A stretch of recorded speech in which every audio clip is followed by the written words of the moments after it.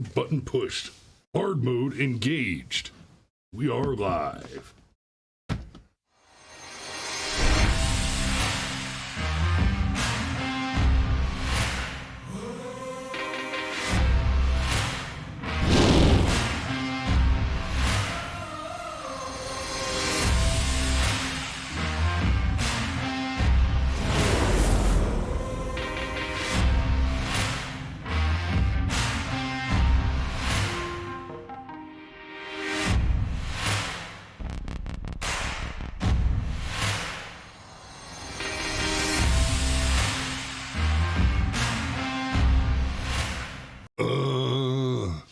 Don't.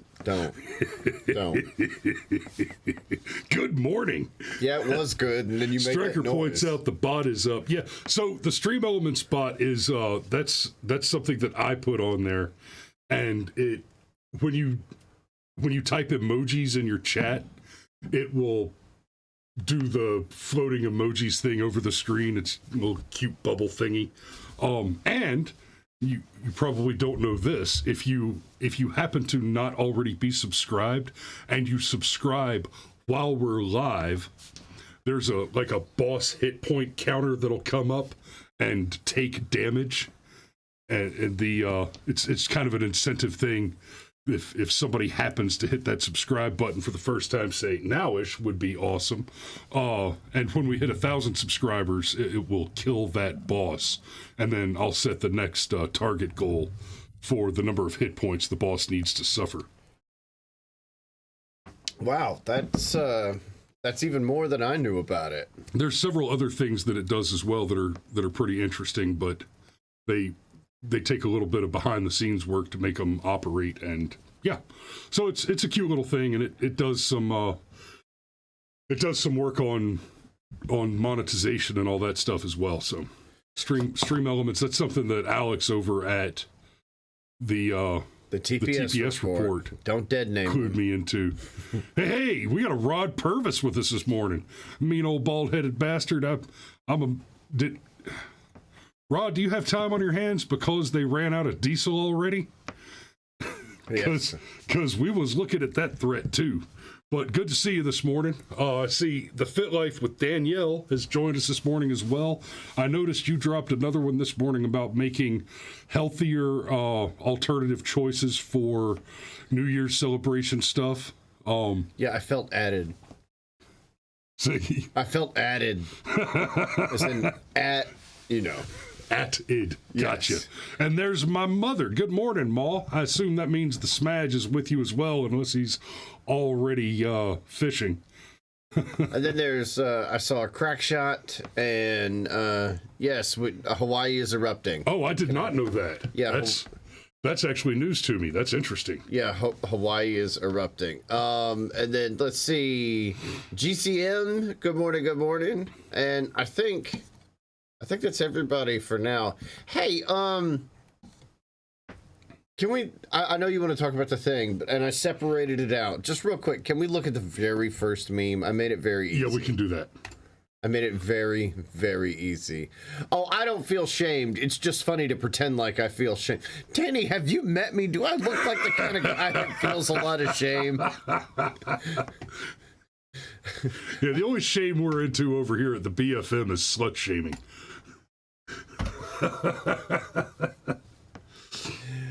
Yes. And if you look to your right, you'll see who really runs this state.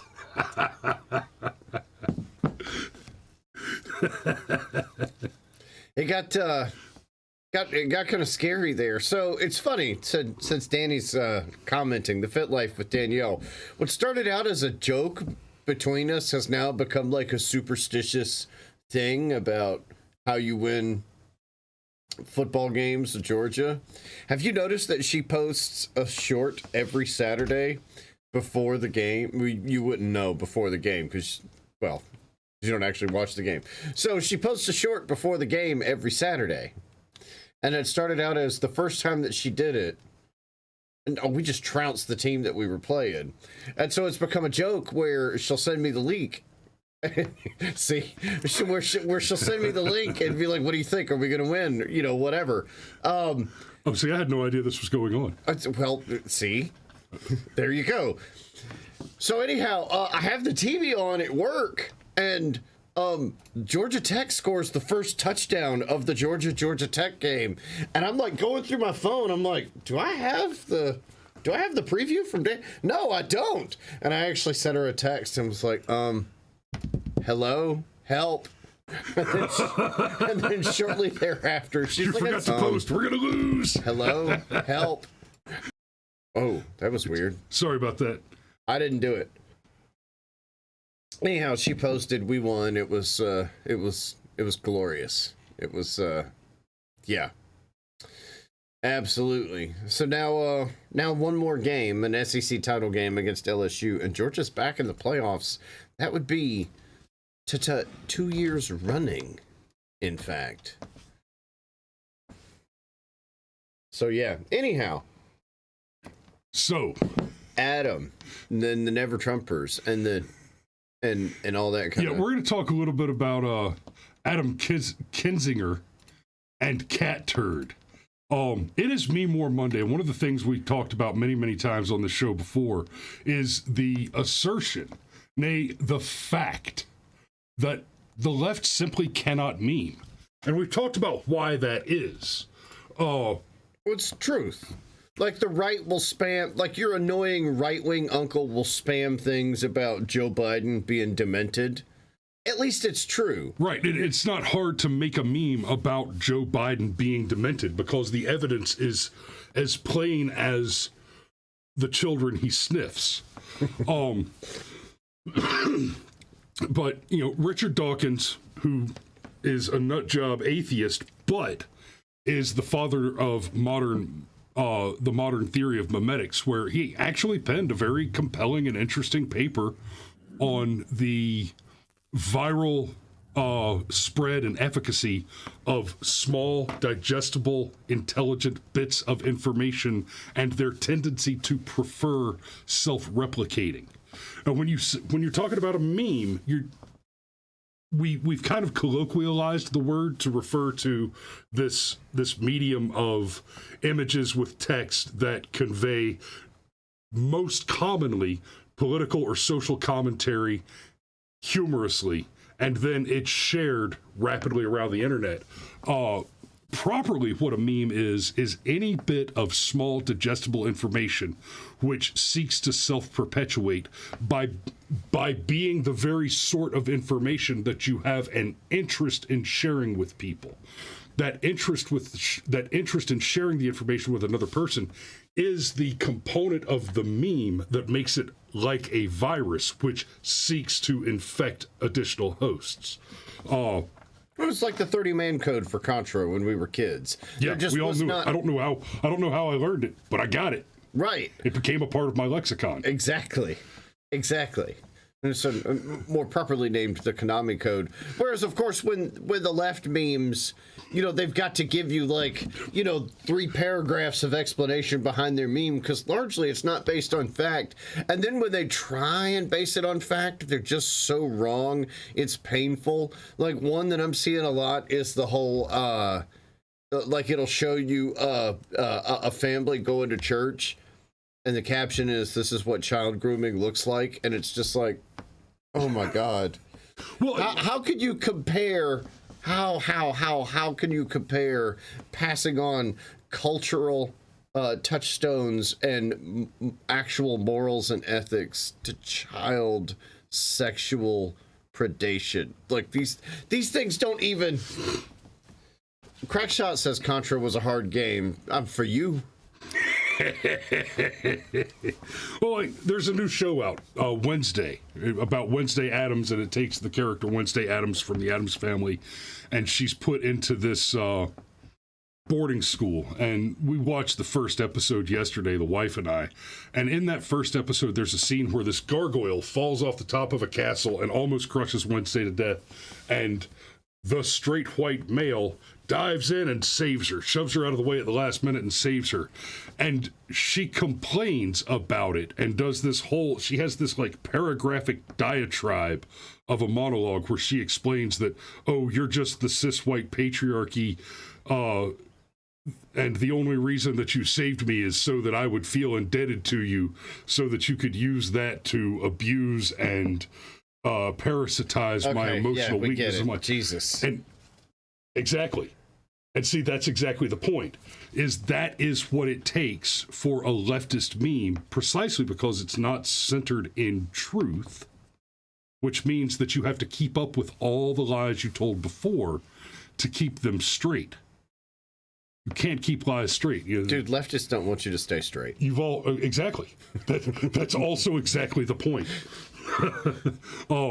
Anyhow, and that's what gave us the old adage, the tangled web we weave when first we practice to deceive. The longer you go, the more complex the layers of lies become, and the more lies you have to tell. Good morning, Poncho. We're about to make fun of Adam Kinzinger. And we haven't even gotten into the Clinton lie ratchet, which we've discussed previously. So here's what happened. I love this headline. Just chef's kiss on this headline. Social media conservatives mock Rep. Adam Kinzinger after he threatens CATTURD over meme. That's right. That's right. A sitting U.S. rep. Well, for like another 43 days. But still sitting. And he is out. He's done. He chose not to seek re-election. Threatened. Seriously threatened. An internet cat cartoon. Over a meme.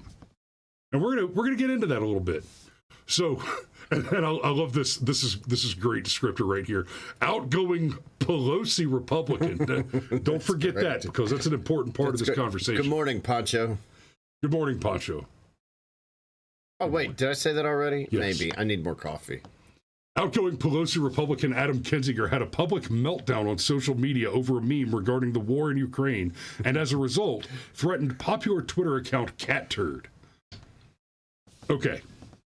If you're on Twitter, you should follow CATTURD. Because he's funny. CATTURD is funny. Yes. That's basically what he is. He's a conservative commentating comedian. Conservatives had a field day mocking the never-Trump Republican infamous for crying during a January 6th committee hearing. And let's not forget, we're talking about Adam Kinzinger. He's one of 10 Republicans who voted to impeach Donald Trump the second time Trump was impeached. And the fact that I'm saying the words, the second time Donald Trump was impeached, given the history of U.S. presidents and the subject matter of the two disparate impeachments of Donald Trump and the frequency of impeachments of presidents over history, should not be seen as an indictment of the quality or value of Donald Trump as a president, but rather as the grotesque degradation of that very important tool, which is supposed to be a check on power, not an additional power granted to one of the three separate powers for the purposes of checks and balances and a general oversight amongst the separate branches of government. And so the tweet quoted here, "It's dumb that I'm laughing way too hard at this," said author and do you have the actual tweet? Yeah. Oh, yeah. Yeah, we can just go to that. So this is CATTURD before, and this is Adam Kinzinger's response. "It's dumb that I'm laughing way too hard at this." And what we have is a picture of a person crying and pissing himself, and the yellow urine and the blue tears make up the Ukrainian flag. I think that's a legitimate criticism of the whole Ukrainian situation, because like we've said many times before on this show, and this becomes truer and truer as the situation develops, there are no good guys in the Ukraine-Russia conflict situation. Now, early on, I said Putin's a bad guy, Zelensky's a bad guy, and Biden's a bad guy, and those are basically your three major powers involved in this conversation. But the more we learn, the more I just can't be all that mad at Putin, because the more we learn, the worse a person Volodymyr Zelensky turns out to be.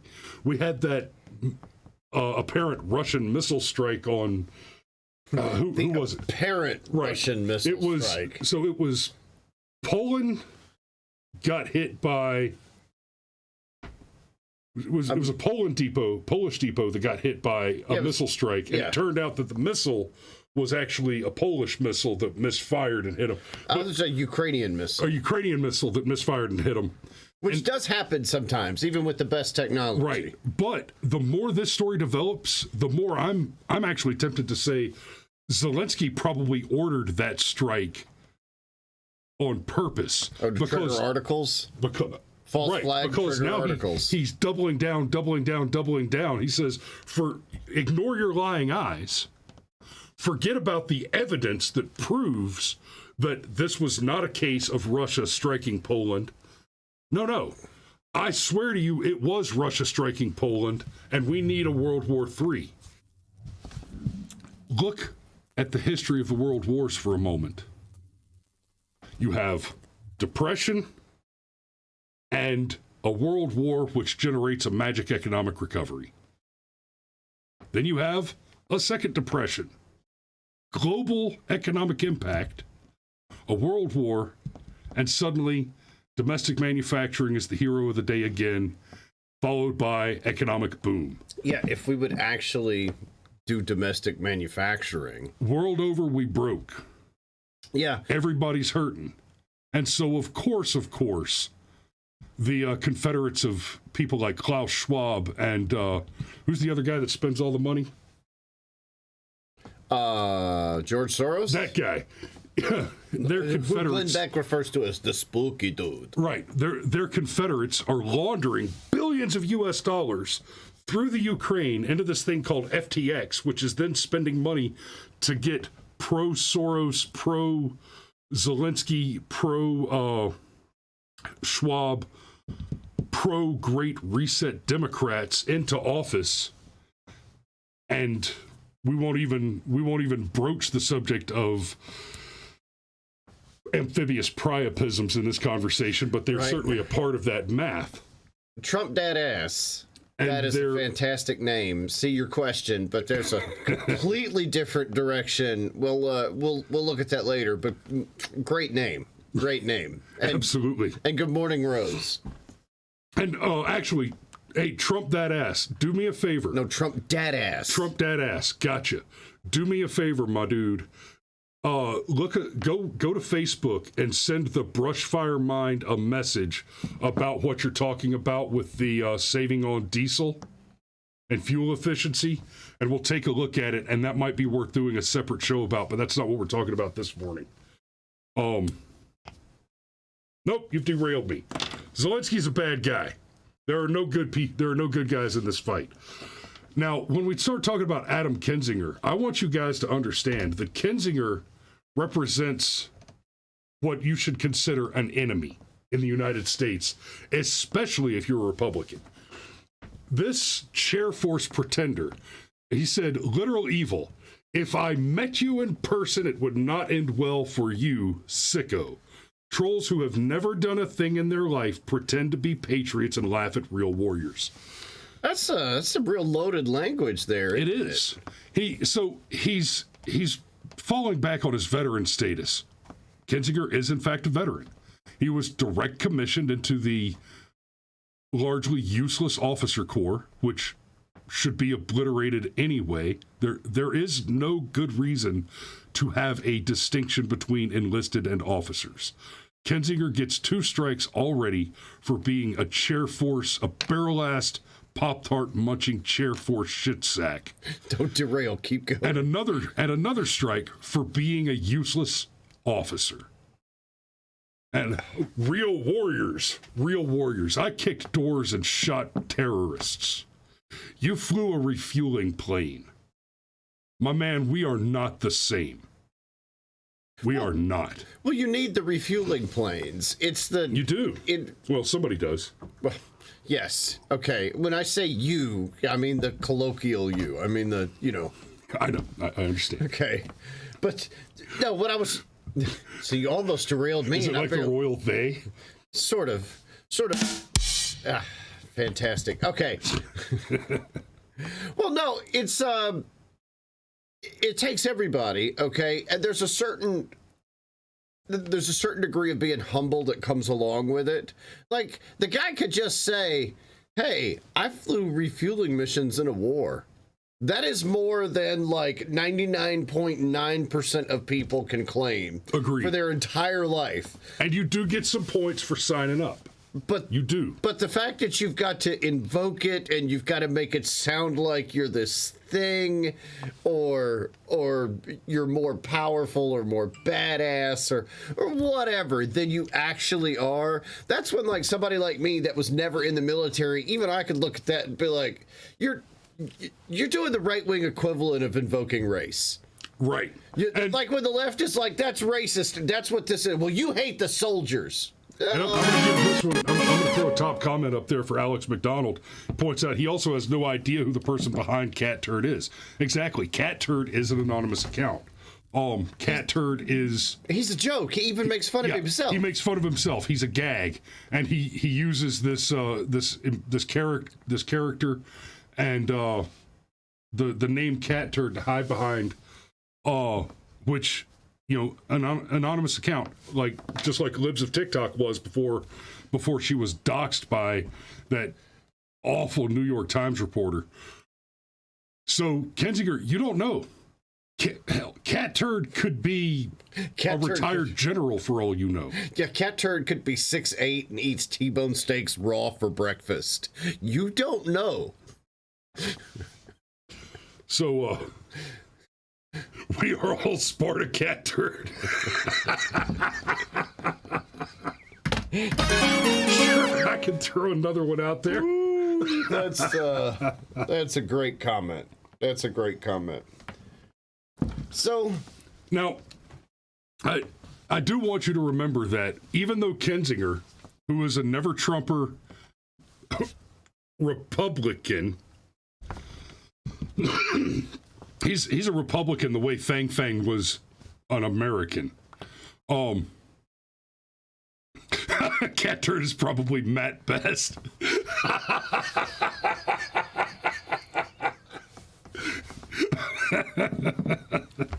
But Crackshot says CATTURD is a Navy SEAL sniper.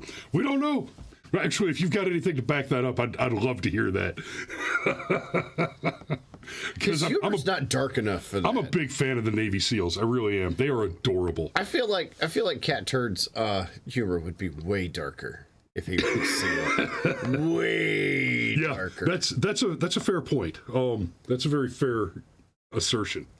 Now, but like I was about to say, it's important to remember that Adam Kinzinger was a Republican the same way, you know, Feng Feng was an American.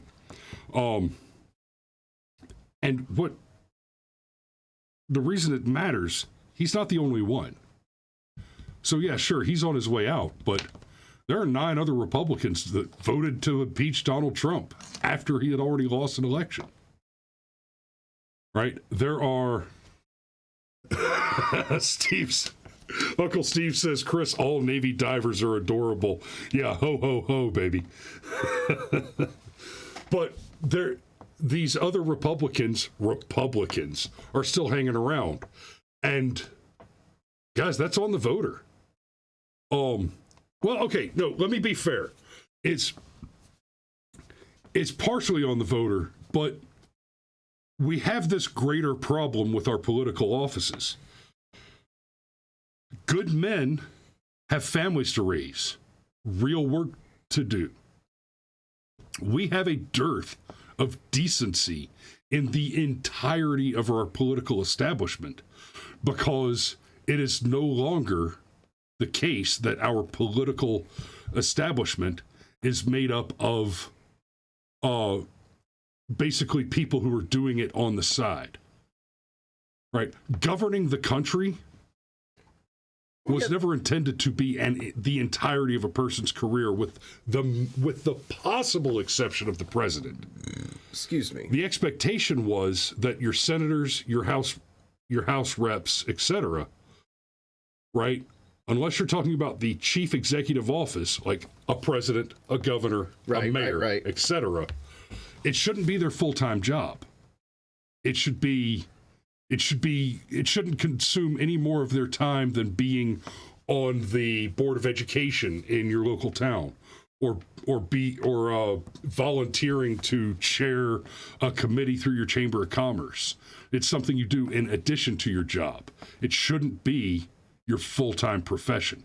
But instead, we've taken these people and put them on pedestals and given them very, very lucrative, very long-term professions, made a career out of, we've essentially made an MOS out of a task, and it's unacceptable. Yeah, I don't want to go too far down it because I'd like to get to the actual memes, but man, I gotta say, I've got this whole theory that I've been kicking around in my brain about why we're in the gap, so to speak, with our elected politicians, and it's because we had a Mitt Romney in 2012 who was technically perfect on paper, and he lost spectacularly. And then we had a Trump in 2016 who, on paper, was horrible, and yet won. So you actually want your average Joes that would do it on the side to run for these sorts of offices. When you've got the shiny, perfect, clean veneer candidate, I'm at the point now where I'm like, you're full of shit. You're a carefully cultivated image. Nobody... You mean like Dan Crenshaw? I wasn't going to name names. I'm just making the point, is that nobody's actually that perfect. Somebody that is really, really, really, look at it like this, like somebody that's going to serve on a jury. You want a jury of your peers. Well, your peers have some warts on them. Yes. But somehow your politicians do not. And you could be a person of very high character and having made mistakes in your past. It's sort of like that old adage that courage is not a failure to feel fear. Courage is feeling fear and pushing forward.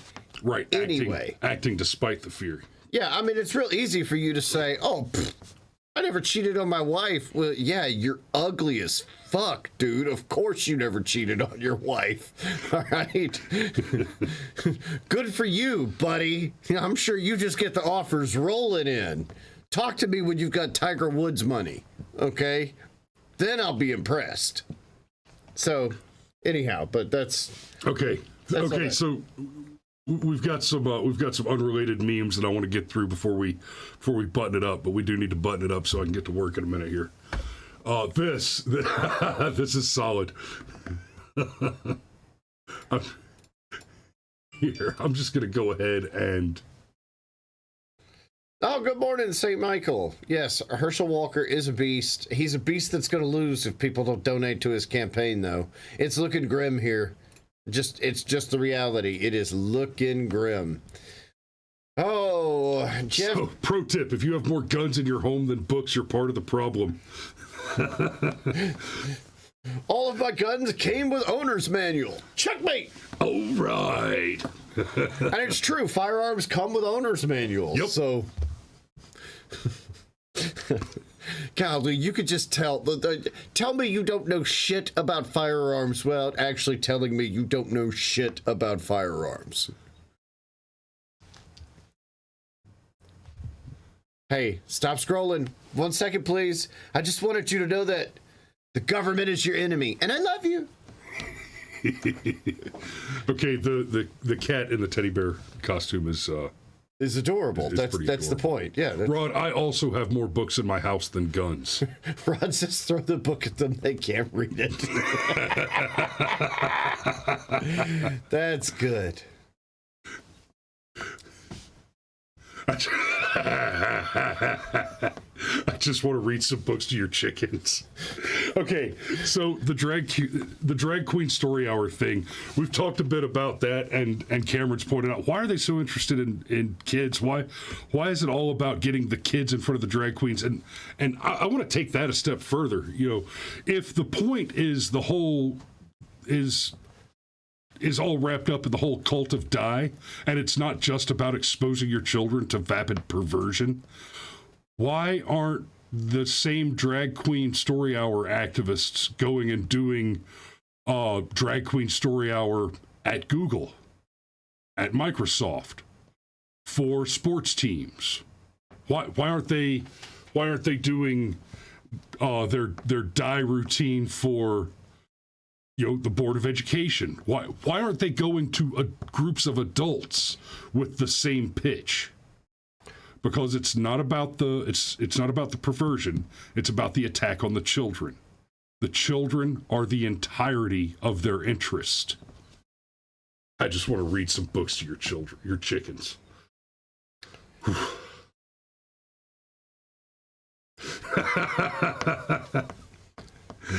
identify as a threat. My pronouns are F around /F /find out. I'll be a huckleberry.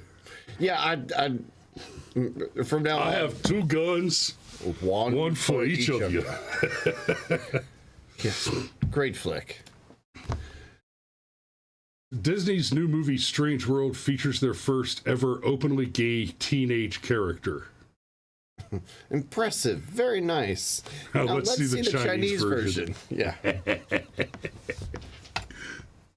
Okay, yep. The Babylon Bee, in huge Black Friday sale, store to sell everything for price it was before Biden became president. Raleigh, North Carolina, local retailers making waves after announcing its most dramatic Black Friday sale ever, in which every item in the store is marked down to whatever the price was before Biden. That's one of those things that's funny because it's true, I used to really love the Babylon Bee when it was satire. Well, I mean, satire, it's like the thing with, I think it was actually Sean Stryker who said somewhere further up in the thread that part of the problem with leftist memes is that they're not based on humor. That's not exactly correct. They think they're based on humor, but for something to be funny, it has to contain at least a thread of reality. It doesn't have to contain much reality. Right. But it has to contain a thread of reality. That's why good satire is really hard to do, because you have to start from a place of universally accepted truth. You can take it in 1,000 different directions, but you have to start from a place right, of... you have to maintain that tether to reality. That's right. So anyhow, this one just cracked me up. Like, that's Marjorie Taylor Greene, like, basting a turkey. You can't... I looked up the original image, but it just made me laugh. HR lady hiding 2 glasses of wine. Oh. I'm going to let y'all read that one. I could read it. It doesn't offend me. It doesn't offend me. I don't want to get deranked. We've already dropped an F-bomb.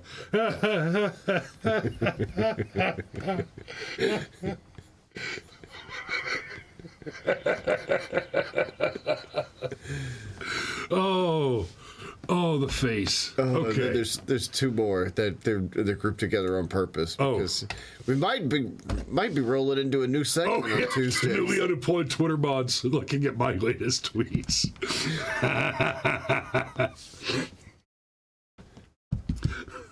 Yep.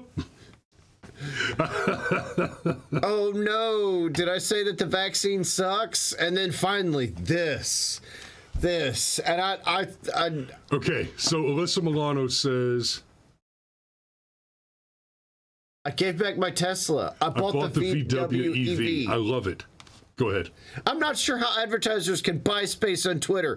Publicly traded companies' products being pushed in alignment with hate and white supremacy doesn't seem to be a winning business model.